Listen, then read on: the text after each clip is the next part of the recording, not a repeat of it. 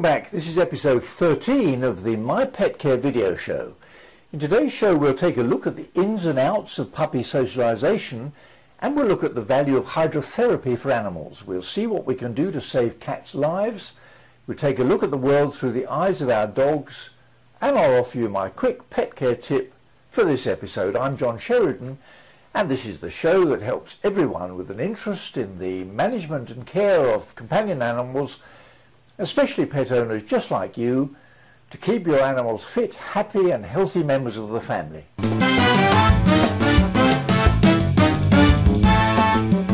Most of us are aware of the nature versus nurture debate about the relative importance of innate qualities and personal experiences in life in determining differences in physical appearance and behaviour in people. We can follow the same debate with animals, and although it's true that some behavioural characteristics are inherited, the social contacts and experiences puppies encounter in the first few weeks can have a major influence on the way they behave and interact for the rest of their lives.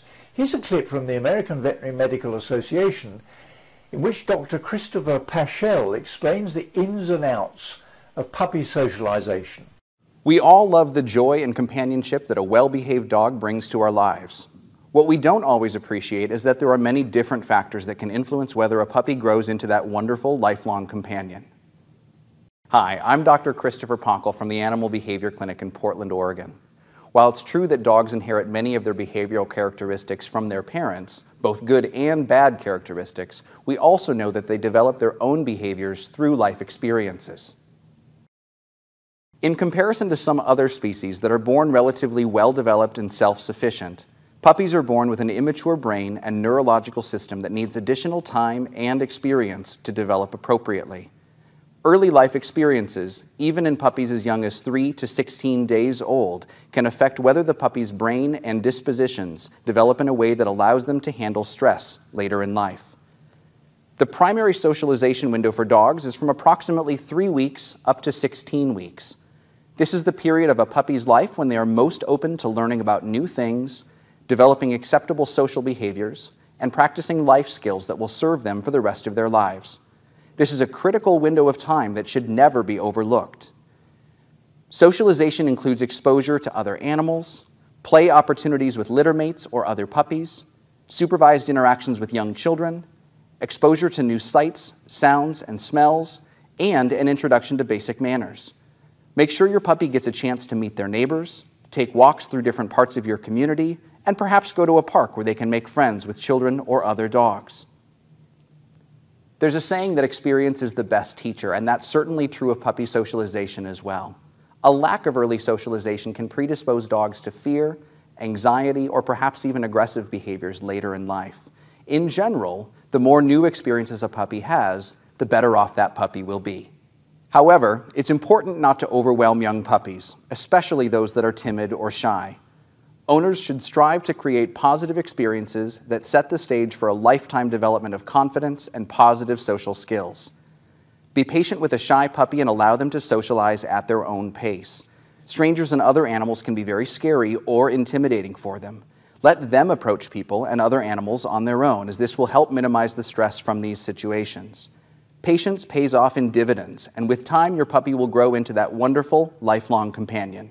Now for the website search for this episode.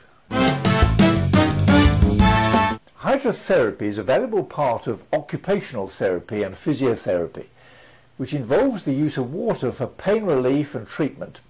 It covers a broad range of therapeutic methods that take advantage of the physical properties of water, such as temperature and pressure, to stimulate the circulation, relieve pain, increase joint flexibility, strengthen muscles, and so on. Do you know that the benefits of hydrotherapy are well recognized in animals too? We know that most dogs love swimming, and given half a chance, most dogs will jump headfirst into any stretch of water, the muckier the better. But hydrotherapy in clean, warm water in a controlled environment, using equipment specifically designed for animals, has been shown to be of particular benefit in rehabilitating patients after illness and surgery. Here's a clip which highlights the hydrotherapy unit at the Bowness Veterinary Hospital in Bedfordshire in the UK.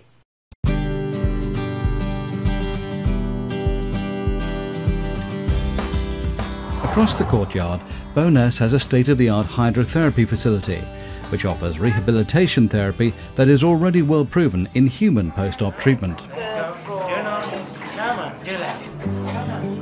Jasper here is no stranger to the pool. The water buoyancy helps take some of the strain out of vital exercise needed to aid muscular growth or redevelopment.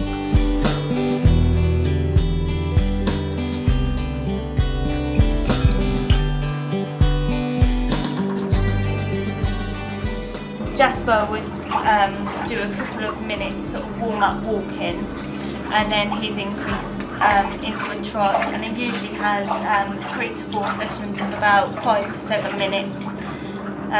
His maximum he's been doing is about 7 minutes on each session, having short breaks in between as well.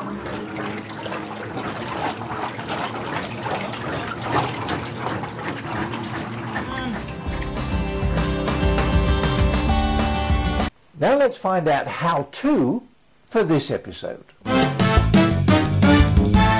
When an unneutered female pet cat gets lost or is abandoned, she's likely to mate with an entire tomcat and some 9 weeks later will give birth to a litter of kittens wherever she's able. It might be under or in a garden shed, in a derelict car, in bushes, in an empty building, in an abandoned sofa, or anywhere she feels safe.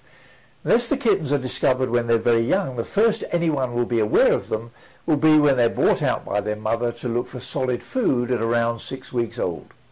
At that age, they of course will be very nervous of human contact because they haven't been handled or socialized. They may be wild, but if the cat and her kittens are rescued, they can be tamed, although it takes a good deal of time and patience. Take a look at this clip from the Cat Chat TV website. Saving cat lives. The Humane Society estimates that animal shelters take in 6 to 8 million dogs and cats each year, and that approximately 3 to 4 million of them are euthanized, the majority of those being cats. The numbers are staggering. I recently had a conversation with Adrian Hagen, the president of a local cat rescue organization called Cat Connection, and we talked about some of the things that people can do to save cat lives. Here are some simple yet very effective suggestions. Number 1, adopt. Cats are awesome. They provide companionship and love, and studies have even shown that they can help a person's health by lowering stress, blood pressure, and risk for a heart attack. When adopting, consider adopting more than one. They can play together and keep each other company, putting less pressure on you to entertain them. Number 2, spay and neuter. 72% of the kittens in the Los Angeles area city shelters were euthanized last year. It's heartbreaking. I asked Adrian why so many kittens are being euthanized. People tend not to spay and neuter, and what they do is they let their cats breed, and then they bring the kittens to the shelter only to start over again with the mother to breed again because they don't want to spay or neuter, even though these services can be free of charge. A female cat over 6 months can have up to 3 litters a year. Please be responsible.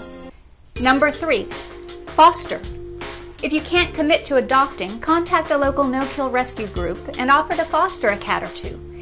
Every cat in a foster home opens up space to save another cat from euthanasia. Number 4, have a backup plan. Pets are like children, and adoption is a commitment for the life of your cat. Too many cats are brought into shelters when owners pass away, move, or other circumstances change. People are dying and they're not taking responsibility to have someone take their animal. So a lot of them end up at the shelter, the families bring them in. Have a backup plan for your cat if anything happens to you, because otherwise your cat's going to be dead at the shelter. Number 5, donate. Donate your time and or money. Rescue groups rely on volunteers and donations. The more money they have for supplies and medical assistance, the more cats they can save. In the UK, you can learn more about feral cats at the Celia Hammond website at this link. Now for my quick pet care tip for this episode. I believe that well-trained dogs are happy dogs and that they need far more than just food and water and the odd walk around the block. Knowing what dogs need can help solve many behavioural problems and give you a far fitter, happier and better behaved dog. Here's a clip in which Ian Dunbar asks us to try and see the world through the eyes of our dogs. Dogs have interests. They have interests sniffing each other, chasing squirrels, and if we don't make that a reward in training, that will be a distraction. It's always sort of, struck me as really a scary thought that if you see a dog in a park and the owner's calling it, and the owner says, puppy, come here, and the dog thinks, interesting, I'm sniffing this other dog's rear end. The owner's calling. It's a difficult choice, right? Rear end, owner. Rear end wins. I mean, you lose. You cannot compete with the environment if you have an adolescent dog's brain. So when we train, we're always trying to take into account the dog's point of view. Now, I'm here largely because there's kind of a rift in dog training at the moment. That on one side we have people who think that you train a dog, number one, by making up rules. Human rules, we don't take the dog's point of view into account, so the human says, you're going to act this way, damn it, we're going to force you to act against your will, to bend to our will. Then number two, we keep these rules a secret from the dog. And then number three, now we can punish the dog for breaking rules he didn't even know existed. So you get a little puppy, he comes, his only crime is he grew. When he was a little puppy, he puts his paws on your leg, just like a little clear, isn't that nice, and you go, oh, there's a good boy. You bend down, you pat him, you reward him for jumping up. His one mistake is he's a Tibetan Mastiff, and a few months later, he weighs, 80 pounds. And every time he jumps up, he gets all sorts of abuse. I mean, it is really very, very scary, the abuse that dogs get. Puppy jumps up, you open the dog book. What does it say? Hold his front paws, squeeze his front paws, stamp on his hind feet, squirt him in the face with lemon juice, hit him on the head with a rolled up newspaper, knee him in the chest, flip him over backwards. Because he grew. And because he's performing a behavior you've trained him to do. This is insanity. Why don't you just, I ask owners, well, how would you like the dog to greet you? And people say, well, I don't know, to sit, I guess. I said, let's teach him to sit. And then we give him a reason for sitting. So what's my quick pet care tip? Well, it's this. It's easy, really. If you take on a dog, remember, training is as important as feeding, grooming and exercising, but the training has to be appropriate. And as Ian Dunbar suggests, you're on a loser if you establish your own rules, fail to understand the dog's point of view and resort to punishment when things go wrong, rather than reward when things go right. Well, that's about it for now. I'm John Sheridan, and this is the My Pet Care video show. See you next time.